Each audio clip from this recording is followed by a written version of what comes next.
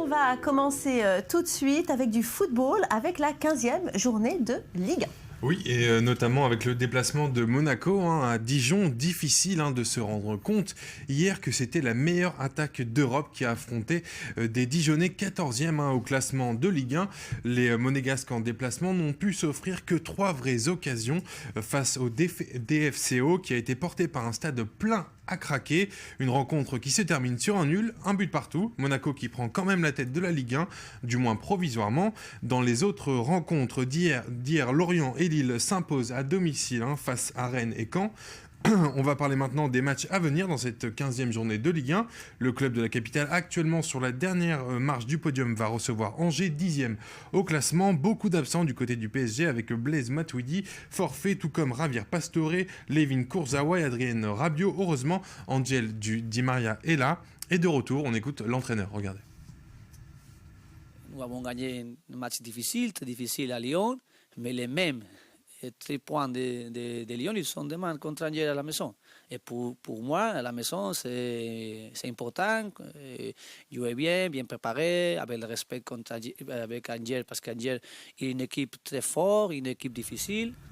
Et autre rencontre, Samuel Calvo, très attendue. Aujourd'hui, c'est Nice qui se déplace à Guingamp. Oui, les Aiglons qui sont provisoirement à la 2e place du classement général vont affronter l'en avant Guingamp pour récupérer la tête de la Ligue 1. Et attention aux Bretons qui sont très en forme. Actuellement bon 5e au classement général. Ils n'ont perdu aucun de leurs 7 derniers matchs. Nice sera toujours privé de l'attaquant Mario Balotelli, blessé au mollet, du défenseur Paul Beyssé, souffrant de problèmes tendineux. Quant à Antoine Camboiré, devra faire sans le maître. L'évêque, Bénézé et Priva rester aux soins. On écoute l'entraîneur niçois, conscient que cette rencontre est loin d'être gagnée d'avance. J'ai vu pas mal de matchs de Guingamp.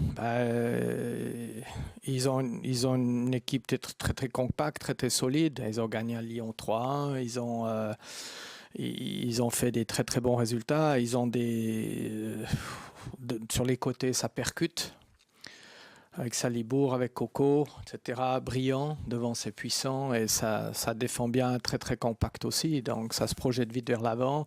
Ça pousse, c'est très très physique, mais il y a de la qualité aussi. Très bonne technique de voir les matchs avant le match. Oui, comme ça, on peut vraiment établir la stratégie et la tactique qu'il faut adopter sur le terrain. On va parler maintenant en tennis avec la victoire historique de l'Argentine en Coupe Davis. Oui, ça y est, les Argentins sont enfin arrivés à Buenos Aires. Ils ont été accueillis en héros après avoir offert au pays sa première Coupe Davis après 4 finales malheureuses en 81, 2006, 2008 et 2011. Une victoire notamment acquise grâce à Juan Martín del Potro qui s'offre une fin de saison incroyable. À 28 ans, il réussit cette année un retour à la compétition extraordinaire avec 3 ans de blessure. Opéré aux 2 poignets, il a réussi à atteindre la finale des Jeux Olympiques, les quarts de finale de l'US Open avant de remporter son premier titre ATP depuis 3 ans à Stockholm. Et je vous propose d'ailleurs de l'écouter très ému par tout ce qu'il est en train de vivre. Regardez. D'autres choses que j'ai réussies au long de ma carrière m'ont rempli d'orgueil et ont été un rêve devenu réalité. Mais cette si belle coupe, c'est elle qui va me laisser dormir tranquille. Et c'est pour cela que cette année est la plus importante de ma vie.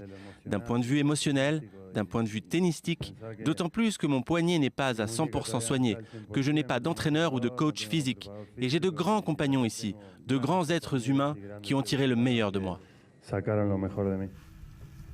Merci beaucoup Samuel. On se retrouve dans quelques minutes pour notre grand angle. Au programme, le contrôle des naissances. C'est l'ensemble des diverses politiques gouvernementales, nationales ou étatiques qui visent à la modification du taux de fécondité d'un pays. L'accès à la contraception par exemple, voire l'interruption volontaire de grossesse, ça permet de réduire ce taux. Restez là, je reviens tout de suite.